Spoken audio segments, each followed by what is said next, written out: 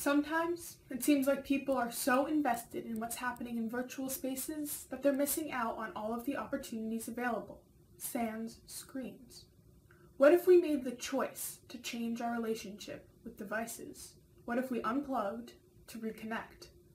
This is a two-step action aimed to inspire and empower anyone to turn off their devices in order to reconnect with the real, not digital world. Let's go more in depth. Unplugging means making the intentional decision to put your screens down. Phones, tablets, computers, TVs, but bye to anything that emits blue light. This can be whenever, wherever, and for however long you want.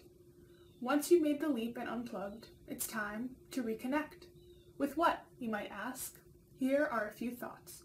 Reconnect with other people, friends, family, people you pass by on a daily basis but don't interact with because you have earbuds in or are texting. Plan a socially distanced gathering where everyone commits to keeping their phones away. Reconnect with the world around you, nature, your town, the spaces that are so easy to forget about when you're binge watching in your bedroom. Go for a walk or run without your phone. Reconnect with your passions. Rediscover interests that may have taken a back burner when you got Snapchat or Instagram. This could be something as simple as reading a paper book. And lastly, reconnect with yourself. When's the last time you stepped away from your screens to introspect, asking yourself, how am I doing right now? And taking time to ponder the good, the bad, and the in-between. By unplugging to reconnect, we can spark a movement that leads towards a human, not screen-focused world. Join me in the Unplug to Reconnect action group, and we can plan how to spread this message and practice to youth around the world. Together, we can unplug to reconnect. Let's say you build an app which can trace the spread of COVID-19. A contact tracing app which needs a ton of permissions, including constant location access and Bluetooth. The amount of time the user would take to lose trust in it. Sounds familiar?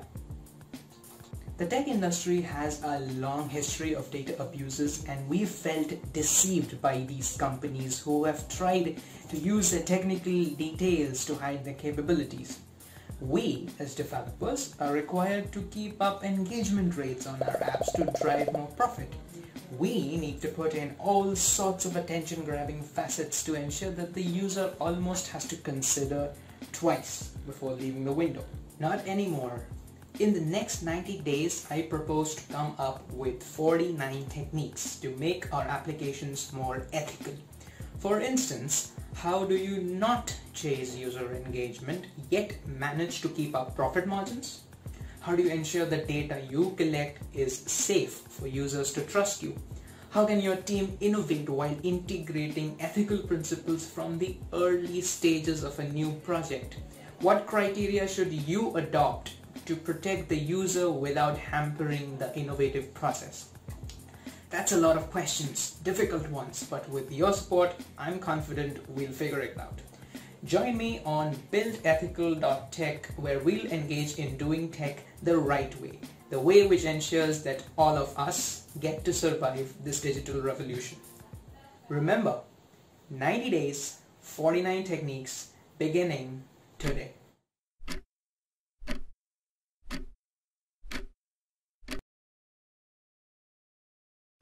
We are the Live More Youth Council. And we're here to talk to you about something you use every day. Social media.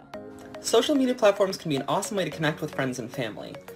It can also be a distraction from work, create false realities, and affect our mental health. Sometimes we don't realize the negative effects of using our social media. I want to feel good, connected, motivated, and inspired after using social media. But how do I do that? Our pitch is at the end of every week for 12 weeks. Reflect on your social media usage and how it has affected your mental health that week. This will allow you to take time away from your screen and to think about how your social media makes you feel. One way you can keep track of your usage is by using screen time for Apple users, or digital well-being for Android users, and then record your hours in your journal while reflecting on if there is a connection between your screen usage and your mental health that week. Ask yourself, is there a trend that you see occurring every week? After your reflection, write down some ways you can alter your time spent on your phone for the next week and see what benefits you the most.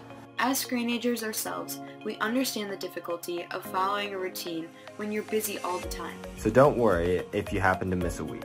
Just acknowledge it, accept it, and try again the next week. We're all in this together. 90 days starts now. Join us in the Action Sprint meeting room to get involved with this movement. Do you feel frustrated, overwhelmed, or just exhausted from the tech-centered world that we live in? Do you feel confused or upset with all this mental health talk but not enough corresponding action? Do you feel like you have something to say when it comes to mental health and digital wellness, but the only thing that's holding you back is your following? Do you feel like your voice needs to be heard in this mental health space, but you might be too scared to enter it? If the answer is yes to any of these questions, stop what you're doing for the next 60 seconds. What if I told you that your voice is the voice that's missing? That your perspective, your angle, is what we need?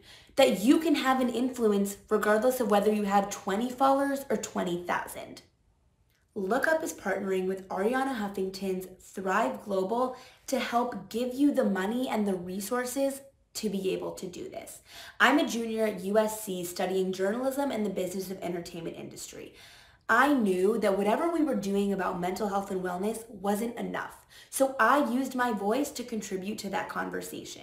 I have people reaching out to me every day telling me how my column, how my work in this space has impacted them. And that to me means I'm doing the work right. Was it scary? Yes. Was I unsure of myself and doubting myself? Absolutely. But has it been worth it? Absolutely. I encourage you to take the risk, take the leap, and do the same. Start writing, start talking to your friends, start the podcast you always wanted to start, and LookUp is here to help you do that. Hi, my name is Emma Lemke, and I'm the co-founder and CEO of LogOff. Hi, my name is Hannah Ashcraft, and I'm the Director of Outreach and Communications. Today, we are responding to LookUp Live's call to action with our 90-day plan.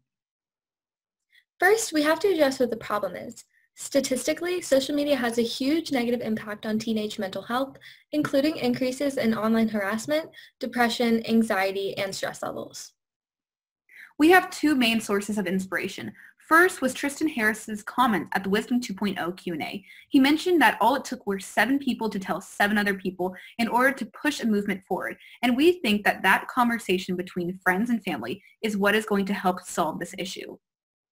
The Jubilee Spectrum film series is a series on YouTube which takes different people from different demographics to discuss their alignment on a chart from disagree to agree, and then for different topics, and they come together to discuss their viewpoints. Our solution is just a 90-day conversation initiative. We understand the power of words like Tristan Harris, and we want to continue with that idea in order to help spread consciousness about social media's impact on teenage and mental health. First, we want to get people to get a group of friends or family together to engage in these spectrum-type talks. But in order to do that, we need to create conversation guides. We need your voice and input on some thought-provoking questions to put on these conversation guides. Sign up to join our team and help us create conversation, spark change, and make an impact. Thank you.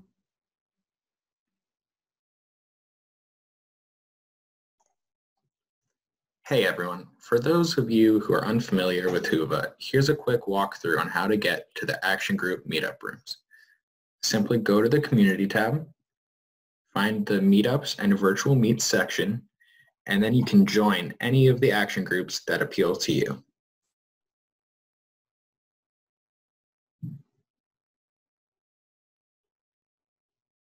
Hey, were you really inspired by the documentary The Social Dilemma, but you're like, I don't know what I should do, where I should go, how can I help? I know exactly where you can start. Head to your browser, type in lookup.live, and click donate. It's really that easy. And then at this box right here, you can just type in the amount that you're comfortable with. It can be $20, $5, and then you'll be able to say, hey, I'm doing something.